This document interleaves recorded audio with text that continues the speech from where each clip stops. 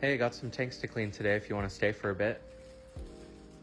I'm going to start out by just feeding a little bit of food to this tank. These are my rainbow shiners in my 50-gallon tank, and I also got some Hellstream loaches in here. I'm going to let them eat while I clean my other tank and then come back and do a water change on this later and trim some plants up.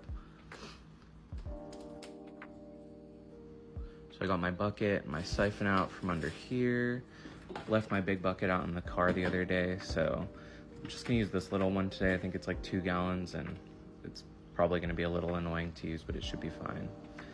Got this like 7-ish gallon tank here that I'm really just using to showcase this big Japanese lava stone that I got at Aquarium Zen. Got the siphon going, and yes, I did use my mouth to start it, but I haven't gotten water in my mouth yet, and hopefully I don't in the future. Now I'm just gonna suck up all the stuff that's resting on top of the white sand. I'm honestly a little annoyed with this white sand because it makes literally every little tiny thing so apparent and visible that I kind of wish I had just gone with black substrate like I usually do. But it does really make the rock stand out, which adds for some really nice contrast. Now I'm gonna get the tank filled back up with some clean tap water. I'm just gonna put some dechlorinator in the tank and tie this hose around here. This is kind of what I've been doing just to save myself one trip with a bucket. So I'm gonna have to do a bunch later when I change the water on the big tank. But this makes it pretty easy. I just kind of aim the hose towards the big rock and hold the other end of the hose up to the faucet head. And usually the water goes in pretty fine.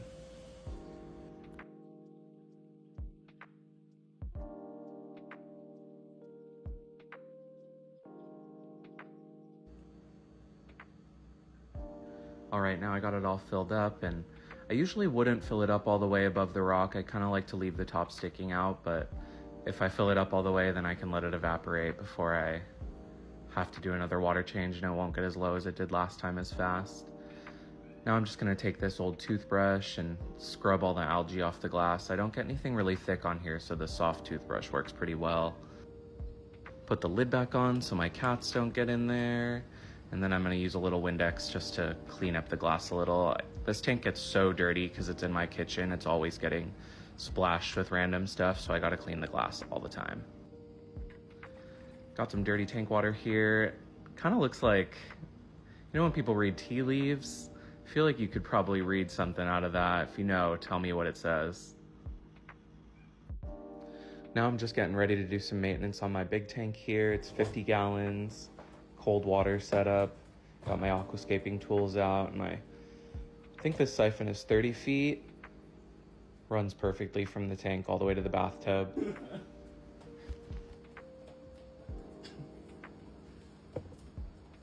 Sandals on the stars with the scooters.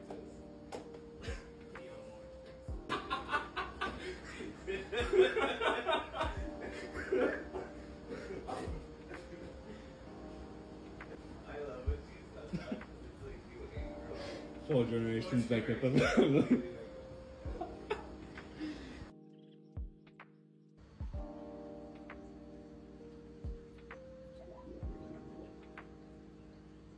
Got the siphon started here, and you'll see the water is about to start flowing straight into the bathtub. This makes it super easy for cleanup later, and yes, this is also bathtub cleaning day because it gets pretty dirty.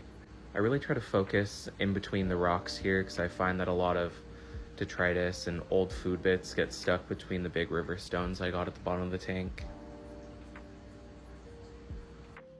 Now I'm gonna do some trimming and I'll clean the glass up here so you guys can see a little bit better. But I'm just gonna go around in there with my tools and clip some of the kind of grosser looking leaves off or stuff that's just not growing where I want it. I got this Hydrocotyle Japan growing up this log right here, and it's really beautiful and bushy right now, but it takes a lot of trimming to get it to look like that. I have a nice set of aquascaping tools, but I really prefer these scissors that I found at Daiso.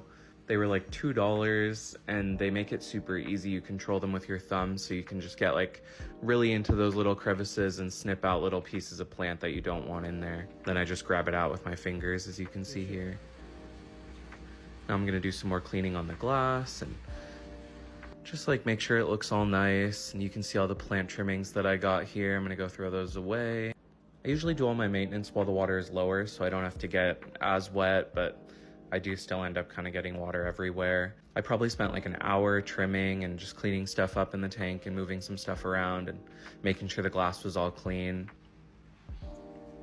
Then I kind of dry off all my tools here so they don't get rusty. And then I wrap up this hose towards the bathtub, so all the water that's left over in the hose will just slowly go down and drain into the tub.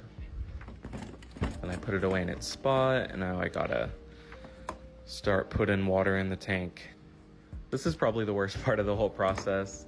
I really gotta just invest in like a water pump or some sort of water change system, but the faucets in my apartment kind of have like old-timey nozzles, so I'm not able to fit any of the more modern tubing over the faucet heads, so I kind of just use buckets.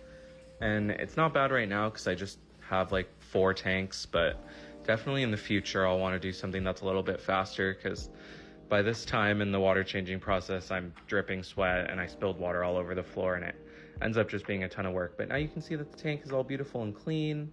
The fish look happy. This is after I let all the dust settle for a little while. Everybody's coming out and enjoying the new water. So yeah, that's just a little bit of what I do to take care of my tanks. Thanks for hanging.